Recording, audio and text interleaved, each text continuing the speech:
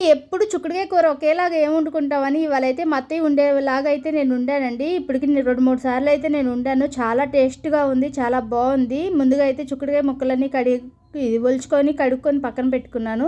తర్వాత దీంట్లో ఒక ఉల్లిపాయ, 4 పచ్చిమిరపకాయలు, 4 టమాటాలు కూడా కట్ చేసుకొని వేసుకున్నాను. అన్నీ కలిపేసి పెట్టుకోవడమేనండి. సూపర్‌గా ఉండిద్ది.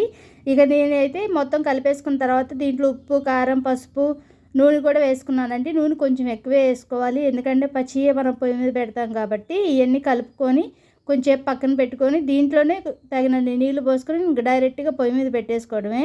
పొయ్యి మీద పెట్టుకున్న తర్వాత మూత పెట్టుకొని ఒక 10 నిమిషాలు అయితే హై హై ఫ్లేమ్లో పెట్టేసుకొని ఉడికించుకోవాలి. తర్వాత సిమ్లో పెట్టుకొని ఉడికించుకోవాలండి. కానీ టేస్ట్ అయితే నిజంగా చాలా చాలా బాగుంది. పిల్లలైతే వదిలిపెట్టకుండా తింటారు. ఈ కూర అయితే ఇట్లా వండితే మాత్రం మా పిల్లలు మాత్రం చాలా ఇష్టంగా తింటారు.